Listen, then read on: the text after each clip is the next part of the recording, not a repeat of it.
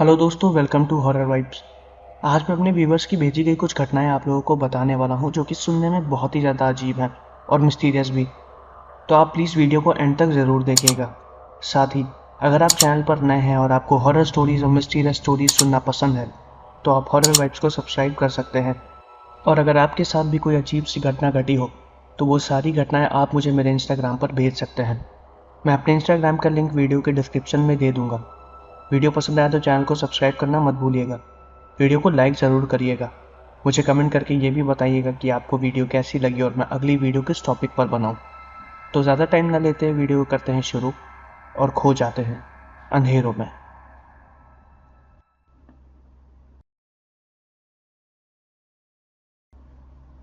ये जो पहली घटना मैं आपको बताने वाला हूँ, ये घटना मुझको अमिता जी ने भेजी है। उनका कहना है कि ये घटना उनकी दादी सरला के साथ 1980 के करीब घटी थी। और अब आगे की घटना मैं आपको अमिता जी की दादी सरला के पॉइंट ऑफ व्यू से बताऊंगा। मेरा नाम सरला है। मैं एक मैनौन नाम के गांव में रहती हूँ जो कि उत्तर प्रदेश में ही पड़ता है। जब मेरे साथ ये घटना घटी थी तब मेरी उम्र करीब 45 साल की थी। घटना बहुत ही ज़्यादा अजीब थी। मेरे परिवार में मेरे पति और मेरी सास थे और बाकी सब खत्म हो गए थे। हमारा एक छोटा सा घर था और थोड़ा बहुत खेत भी था। मेरे पति अक्सर खेतों के काम के लिए बाहर रहते थे और मैं और मेरी सास घर पर अकेले रहते थे। हम जिस गांव में रहते थे हमसे ज़्यादा बोलचाल कोई नहीं करता था। देखा जाए तो गांव का माहौल काफ़ी पारिवारिक होता है, लेकिन हम लोग ज़्यादा किसी से बातचीत नहीं करते थे। इसकी वजह यही थी कि मेरी सास लोगों से बहुत ज़्यादा लड़ाई किया करती थी, इसलिए कोई भी उनसे बात नहीं करता था और उनकी वजह से हमारे परिवार से भी सबकी बोलचाल बंद थी। मुझे वो रात आज भी ढंग से याद है। काफ़ी ज़ोरों से बारिश हो रही थी। मेरी सास की तबीयत बहुत ज़्यादा ख़राब थी और मेरे पति घर पर नहीं थे। उनको सांस लेने में काफ़ी ज़्यादा तकलीफ़ हो रही थी। उस वक्त कोई वैद्य भी हमारे गांव में नहीं था और अस्पताल हमारे गांव से लगभग 4 किलोमीटर की दूरी पर था। सास की तबीयत बहुत ज़्यादा ख़राब थी। हम किसी से बात भी नहीं कर सकते थे क्योंकि उस वक्त हमारे पास कोई भी मोबाइल फ़ोन नहीं था। मैं अपनी सास को घर पर ही छोड़ के अपने पास वाले पड़ोस के घर पर गई और दरवाजे को खटखटाने लगी। उस वक्त रात के शायद 1 या 2 बज रहे होंगे। कोई भी दरवाजे से नहीं बाहर निकला।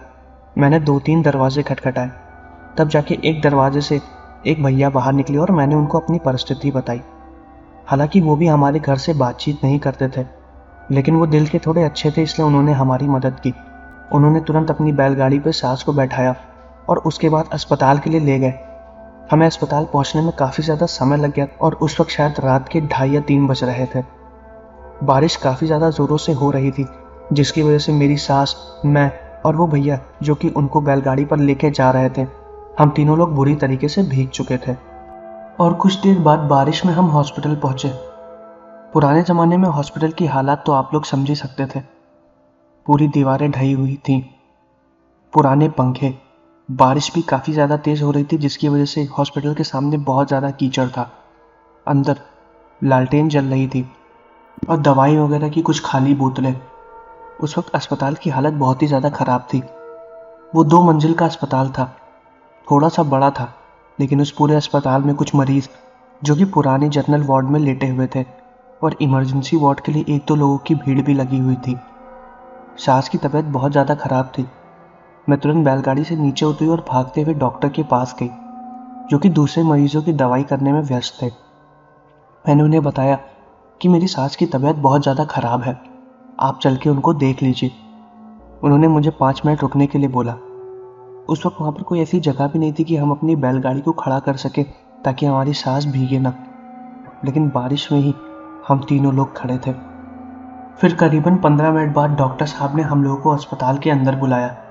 जो भैया मेरे साथ आए थे उन्होंने हमारी सास को गोद में उठाया और हॉस्पिटल के अंदर ले गए। हम तीनों लोग बुरी तरीके से भीगे हुए थे। उनकी सांस चल नहीं रही थी, वो एकदम हिलडुल भी नहीं रही थी। उनको हम लोगों ने स्ट्रेचर पर लिटा दिया और फिर डॉक्टर ने हम दोनों को बाहर खड़े होने के लिए बोला क्योंकि हम दोनों बहुत ज़्यादा भीग गए थे और फर्श भी काफ़ी ज़्यादा गीली हो रही थी। हम वहीं पर ही खड़े थे। लालटेन की रोशनी में डॉक्टर उनको चेक कर रहे थे। उस वक्त काफ़ी ज़्यादा शांति थी, बस बारिश की आवाज़ आ रही थी जो कि काफ़ी ज़्यादा ज़ोर से हो रही थी। डॉक्टर ने मुझसे कहा कि उनकी मौत हो चुकी है, अब वो जिंदा नहीं बची हैं। हमने लाने में काफ़ी ज़्यादा देर कर दी। जब डॉक्टर ने ये बात मुझे बताई तो मैं वहीं पर ज़ोर ज़ोर से रोने लगी। जो भैया मेरे साथ आए थे उन्होंने मुझे संभाला। उन्होंने बताया कि होनी को अब कौन टाल सकता है। लेकिन जब मैं यहाँ अस्पताल में उनको लेकर आई थी तो उनकी सांस चल रही थी। डॉक्टर ने अगर इतना इंतज़ार न कराया होता तो शायद वो जिंदा होती। मैं अपने आप को संभाल नहीं पा रही थी। मैंने उन भैया से बोला कि उनको मैं लेके तुरंत घर चलूं। मैंने डॉक्टर से बोला कि वो उन्हें दोबारा देखें, क्या पता उनमें थोड़ी जान बाकी हो। लेकिन डॉक्टर ने 2-3 बार और चेक किया तो उन्होंने ये बात हमें बता दी थी कि अब वो नहीं बची हैं। कुछ देर बाद मैंने खुद को संभाला और उन भैया से बोला कि हम इन्हें वापस घर लेकर चलते हैं। डॉक्टर ने कहा कि इनकी मृत्यु यहाँ पर हुई है, इससे थोड़ा पेपर का काम होगा, उसके बाद हम उन्हें घर ले जा सकते हैं। मैंने उनसे पूछा कि इन सब चीज़ों में कितना वक्त लगेगा तो उन्होंने बोला कि स्टाफ इस वक्त कम है, 1 घंटे से ज़्यादा लग सकता है, तो तुम यहीं पर ही रुको। मैं बहुत ज़्यादा परेशान थी। वो भैया ने मुझे बोला कि आप परेशान ना हो, मैं घर जा रहा हूँ, वहाँ पर सारा इंतज़ाम करता हूँ और कोशिश करता हूँ कि आपके पति को भी इस बात की जानकारी दे दो। मैंने उनसे कहा ठीक है, और फिर मैं अपनी सास की डेड बॉडी के पास वहीं पर ही बैठी हुई थी। डॉक्टर ने उनको एक दूसरे वार्ड में शिफ्ट कर दिया था जो कि पूरा खाली था। उस पूरे वार्ड में स्ट्रेचर ही भरे हुए थे, पुरानी कुर्सियाँ, टूटे हुए बेड और फटे हुए गद्दे। उनकी मृत्यु शरीर को उन्होंने उसी कमरे में रखा था और मुझसे ये बोला था कि तुम यहीं पर ही बैठो, जब तक हम कागज़ पूरे ख़त्म नहीं कर लेते हम इन्हें नहीं जाने दे सकते। मैं वहीं पर ही बैठी हुई थी। उस वक्त रात के 2:30 या 3 बज रहे थे। बारिश काफ़ी ज़्यादा ज़ोरों से हो रही थी। मैं उस कमरे के दरवाजे पर ही बैठी हुई थी और बाहर की तरफ देख रही थी। मेरी सास का मृत्यु शरीर मेरे बगल में ही था, उसी स्ट्रेचर वाले रूम में जहाँ पर सारे फटे गद्दे पड़े हुए थे। मैं बाहर की तरफ देख रही थी। 1-2 लोग इमरजेंसी वार्ड की तरफ भागते हुए भी जा रहे थे ताकि उनको दवाई मिल सके। मैं जिस कमरे में बैठी हुई थी उसमें बहुत ज़्यादा अंधेरा था। वहाँ पर एक नर्स थी जिसने मुझे एक दिया दे दिया ताकि मैं उसको कमरे में रख सकूँ, क्योंकि वहाँ बहुत ही ज़्यादा अंधेरा था। मैंने अपनी सास की डेड बॉडी के बगल में ही उस दिए को रख दिया और चुपचाप बैठी हुई थी। कुछ देर बाद वो दिया भी बुझ गया। मैं इतनी ज़्यादा थक गई थी कि मुझे कुछ समझ में भी नहीं आया और मैं बाहर की तरफ ही देखती रही। मुझे ऐसा महसूस हुआ कि मेरे पीछे अचानक से मेरी सांस हिली है। वो मेरा वहम नहीं था। मैं तुरंत पीछे घूमी तो देखा कि उनका शरीर वहीं पर ही था। मुझे ऐसा महसूस हुआ कि वो जिंदा है। मैंने फिर दोबारा उन्हें हिलाने की कोशिश की, लेकिन उनका शरीर नहीं हिला। मैं चुपचाप फिर आगे की तरफ देखने लगी और रो भी रही थी, और मैं ये भी सोच रही थी कि अब मैं इनको यहाँ से घर कैसे लेकर जाऊंगी। मेरी मदद के लिए तो कोई वहाँ पर था ही नहीं। मैं इतना सोच ही रही थी, तभी मेरे कंधे पर एक हाथ आया जो कि काफ़ी ज़्यादा ज़ोर से गिरा। मैं तुरंत पीछे घूमी। मैंने देखा कि मेरी सास उठकर बैठी हुई हैं और मेरी तरफ अपनी बड़ी बड़ी आंखों से देख रही हैं। उसी वक्त तुरंत बारिश की वजह से बिजली काफ़ी ज़ोर से चमकी और मैंने उनके चेहरे को भी देखा। उस बिजली की वजह से उनके चेहरे पर हल्की फुल्की रोशनी पड़ी तो मैंने देखा कि उनकी दोनों आंखें पलटी हुई हैं और वो उठ के बैठी हुई हैं। उनका मुंह अजीब तरीके से खुला हुआ था, जैसे कि वो मुझे खा जाएंगी। इतना देख के मैं बहुत ज़्यादा डर गई और मैं चिल्लाते हुए उसी कमरे के बाहर आ गई। मैं इतना ज़ोर से चिल्लाई थी कि मुझे कुछ भी समझ में नहीं आ रहा था कि मैं क्या करूं। मेरी चिल्लाने की आवाज़ सुन के जो दूसरे कमरे में एक डॉक्टर और नर्स थी जिसने मुझे दिया पकड़ाया था, वो लोग भागते हुए आए तो उन्होंने देखा कि मैं कमरे के बाहर बारिश में नीचे ज़मीन पर गिरी हुई हूँ, क्योंकि मेरे हाथ पैर बुरी तरीके से काँप रहे थे। उस डॉक्टर और नर्स ने मुझे दोबारा उठाया और वार्ड के अंदर लेकर गए। उन्होंने मुझसे पूछा कि क्या हुआ। मैंने उन्हें बताया कि मेरी सास जिंदा है और वो उठ के बैठी हुई हैं। उनकी आंखें खुली हुई हैं और काफ़ी ज़्यादा बड़ी हैं। जब मैंने उन डॉक्टर को ये बात बताई तो डॉक्टर को मेरी बताई गई बात पर विश्वास नहीं हुआ। उनको लगा कि शायद ये मेरा कोई वहम है। उन्होंने तुरंत जाके चेक किया तो उन्होंने देखा कि उनकी डेड बॉडी वैसे की वैसे ही पड़ी है, और जब उन्होंने उनकी नसों को चेक किया तो वो भी पूरी तरीके से बंद थी। ऐसा कोई भी इलाज नहीं हो सकता था उनका, वो मर चुकी थी। डॉक्टर दोबारा मेरे पास आए और उन्होंने मुझे बताया कि मुझे किसी तरीके का कोई वहम हुआ है, मेरी सास की मृत्यु हो चुकी है। पर मैंने उन्हें बताया कि वो उठकर बैठी थी। उन्होंने बताया ऐसा मुमकिन ही नहीं है, हो सकता है कि मैंने कोई बुरा सपना देखा हो या फिर मुझे किसी तरीके का कोई वहम हुआ हो। वो मर चुकी हैं। उन्होंने मुझसे कहा कि आप परेशान ना हो, आप जाके वहीं पर बैठिए, हम कुछ देर में आपके कागज़ का काम ख़त्म कर देंगे, फिर आप उनके शरीर को ले जा सकती हैं। मेरी हिम्मत नहीं हो रही थी कि मैं अपनी सास के शरीर के पास जाकर बैठूं। मुझे बहुत ज़्यादा डर लग रहा था। मुझे ऐसा लग रहा था कि वो उठकर दोबारा बैठ जाएंगी और मुझे किसी तरीके का कोई नुकसान पहुंचा देंगी। मैं पूरा टाइम उसी कमरे के बाहर बैठी हुई थी जहाँ पर उनका शरीर रखा हुआ था। और फिर कुछ देर बाद बारिश भी रुक गई। डॉक्टर लोगों ने कागज़ का काम ख़त्म कर लिया और फिर उन्होंने मुझे इजाज़त दी कि मैं उनके शरीर को ले जा सकती हूँ।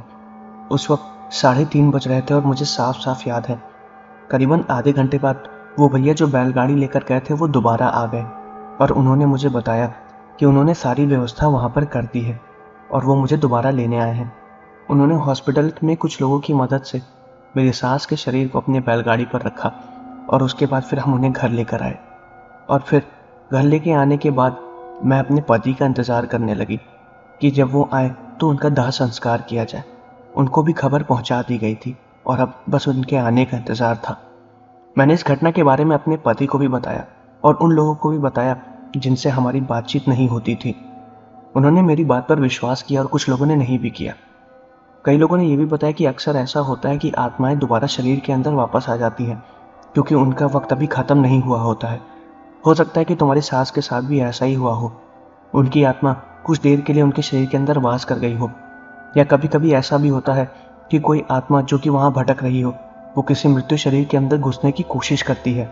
हो सकता है कि अस्पताल में कोई और आत्मा भटक रही हो जो तुम्हारी सास के शरीर के अंदर घुस गई हो और फिर उसने तुम्हें मारने की कोशिश की हो। अब क्या सही था क्या गलत ये तो मुझे नहीं पता, लेकिन ये घटना जो मेरे साथ घटी एकदम सच थी और ये वहाँ पर कुछ लोगों के लिए बहुत ही आम बात थी।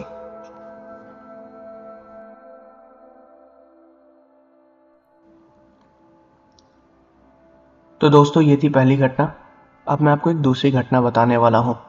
ये दूसरी घटना भी मेरे एक व्यूअर ने भेजी है जिनका नाम महेश है और अब आगे की घटना मैं आपको महेश जी के पॉइंट ऑफ व्यू से बताऊंगा।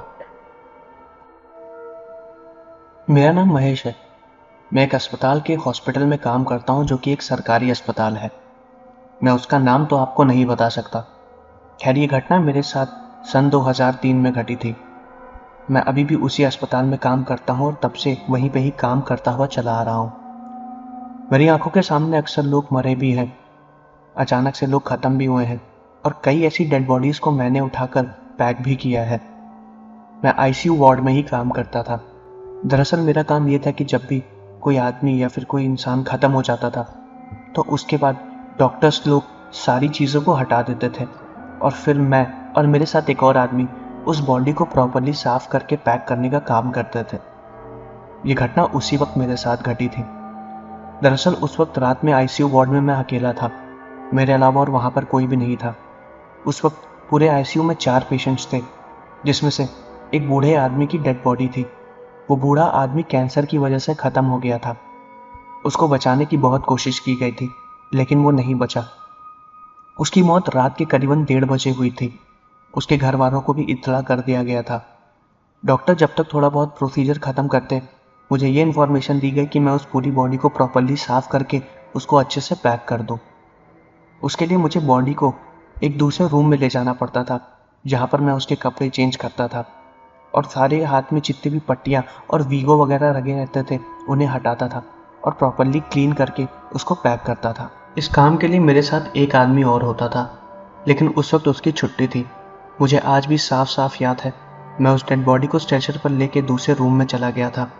वो रूम उतना कुछ साफ नहीं था लेकिन उस रूम के अंदर मेरे अलावा किसी और को जाने की परमिशन भी नहीं थी। मैं आराम से दरवाजे को बंद करके फिर अपना काम करता था।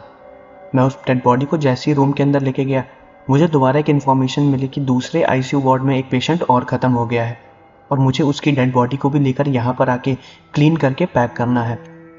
मैं तुरंत भागते हुए उस आईसीयू वार्ड में गया, लेकिन उससे पहले मैंने दरवाजे को अच्छे से लॉक कर दिया था और बॉडी को भी अंदर रख दिया था ताकि मैं जब दोबारा आऊँगा तो दोनों बॉडीज़ का काम साथ में ख़त्म कर दूँगा।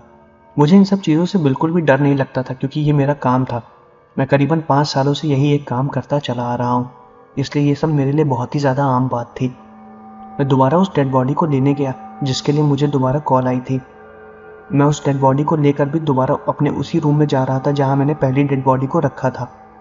जब मैंने रूम खोला तो उससे पहले ही अस्पताल में एक शॉर्ट सर्किट की वजह से लाइट चली गई।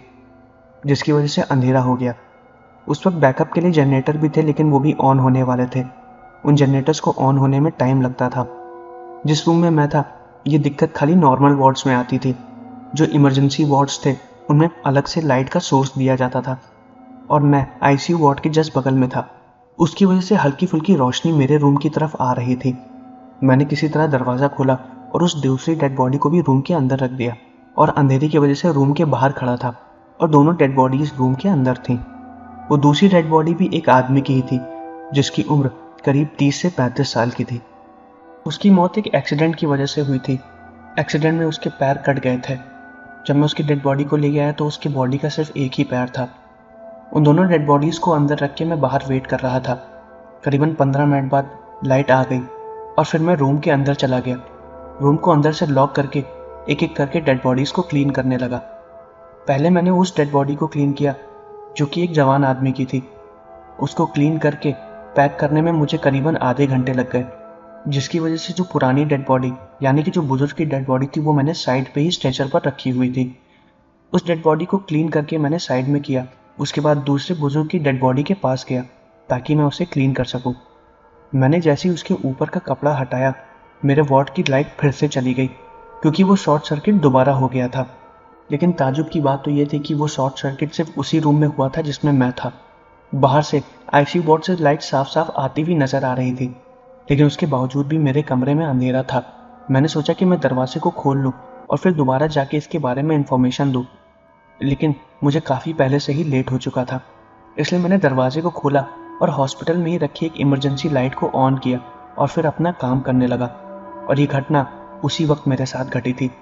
जब मैं उस बुजुर्ग की डेड बॉडी को साफ कर रहा था तो उसका एक हाथ मेरे हाथ पर आके गिरा। मैं पहले तो चौंक गया, लेकिन डरा नहीं। मुझे लगा कि शायद ये मेरा कोई वहम है। हो सकता है मैं दूसरे हाथ को साफ करने की वजह से उसका हाथ मेरे हाथ पे गिर गया हो। मैंने इस चीज़ को नज़रअंदाज किया और दोबारा अपने काम को करने लगा। फिर कुछ देर बाद मैं उस आदमी के पैर को साफ कर रहा था। मेरी आंखों के सामने उस आदमी ने अपनी गर्दन उठाई। उस बुजुर्ग आदमी ने, जो कि मर चुका था, उसने अपनी गर्दन उठाई और मुझसे साफ साफ बोला कि मेरा ये पैर तो कट गया था। मैंने उसके पैर को ही पकड़ा हुआ था जिसके बारे में उसने बताया कि वो कटा हुआ था। मैं तुरंत उसकी तरफ देखा और वो हंसा भी, और उसके पैर को मैंने तुरंत छोड़ दिया और मेरी आंखों के सामने उसने अपने सर को नीचे कर दिया और फिर उसने अपनी आंखें बंद कर ली। ये देखते ही मैं बहुत ज़्यादा डर गया था। जैसे ही मैं पीछे हुआ, डर की वजह से वो इमरजेंसी लाइट वही साइड में रखी हुई थी और ज़मीन पर नीचे गिर के टूट गई और मैं कमरे से बाहर भाग आया। कमरे में पूरी तरीके से अंधेरा था और फिर अंधेरे में ही मुझे कुछ दिखाई नहीं दे रहा था। मैं उस कमरे के बाहर था और उस कमरे के अंदर हल्की फुल्की रोशनी पड़ रही थी, जिसकी वजह से वो सफ़ेद स्ट्रेचर जिस पे दोनों डेड बॉडियां रखी हुई थी उसका रिफ्लेक्शन मुझे हल्का हल्का दिखाई दे रहा था। और मेरी आंखों के सामने ही वो स्ट्रेचर हिल भी रहे थे और उनके हिलने की आवाज़ मुझे साफ साफ सुनाई दे रही थी। शुरुआत में मैं थोड़ा सा घबरा गया था, लेकिन उसके बाद जब मैं कमरे से बाहर आ गया मैं बिल्कुल भी नहीं डरा। थोड़ा सा सांस फूल रही थी, लेकिन मेरे सामने जो कुछ भी हो रहा था मैं साफ साफ उसे देख रहा था। और मैं ये जान गया था कि शायद उस आदमी की आत्मा अभी भी बूढ़े आदमी के शरीर में घुस गई हो, क्योंकि उसने अपने कटे हुए पैर की बात की थी। दरअसल ऐसी कुछ घटना मेरे साथ बचपन में भी हो चुकी थी। तो मैं भूत प्रेत और काला जादू में बहुत विश्वास करता हूँ। तो हो सकता है कि उसकी आत्मा भी शायद किसी शरीर के अंदर घुस गई हो। अभी तक तो मैं यही मान के चल रहा था। कुछ देर बाद वो स्ट्रेचर की हिलने की आवाज़ भी एकदम बंद हो गई और सब कुछ शांत हो गया। करीबन 15 मिनट बाद लाइट दोबारा आ गई और जब मैंने दोबारा देखा तो वो उस बुजुर्ग की डेड बॉडी जिसको मैं क्लीन कर रहा था, वो डेड बॉडी उस जवान आदमी की डेड बॉडी के थोड़े बहुत पास चली गई थी। कैसे, मुझे नहीं पता। मैं ज़्यादा डरा नहीं था, लेकिन मेरे साथ जो कुछ भी हुआ मुझे उस पर विश्वास भी नहीं हो रहा था कि ये सच है या झूठ। मैं फिर अपने आप को संभालते हुए उस बुजुर्ग की डेड बॉडी को दोबारा वहीं पर लाया जहाँ पर वो पहले थी और उसको साफ करने लगा। मैं बार बार उसके चेहरे की तरफ देख रहा था और मुझे ऐसा लग रहा था कि वो दोबारा उठ के खड़ी हो जाएगी। मेरा ध्यान बार बार भटक रहा था, इसलिए मैंने उसके चेहरे को ढक दिया और फिर अपना काम करने लगा। किसी तरह काम निपटा के मैंने उन दोनों डेड बॉडीज़ को पैक किया और फिर धीरे धीरे उनको आईसीयू वार्ड के बगल में ही ले जाके रख दिया था और इसके बारे में इन्फॉर्मेशन डॉक्टर को दे दी थी। हालांकि इसके बारे में मैंने किसी को नहीं बताया। जो मेरा पार्टनर था, जब वो 2 दिन बाद आया तो मैंने उसको ये घटना बताई। उसने मेरी बात पर विश्वास किया क्योंकि उसने बताया कि ऐसी कोई घटना उसके साथ भी बहुत पहले घट चुकी थी, जब वो एक पुराने हॉस्पिटल में था। मेरे पार्टनर की उम्र मुझसे करीबन 20 साल बड़ी थी। वो भी एक बुजुर्ग आदमी था, इसलिए उसने मेरी बात पर विश्वास किया और ये घटना जो मेरे साथ घटी वो एकदम सच थी।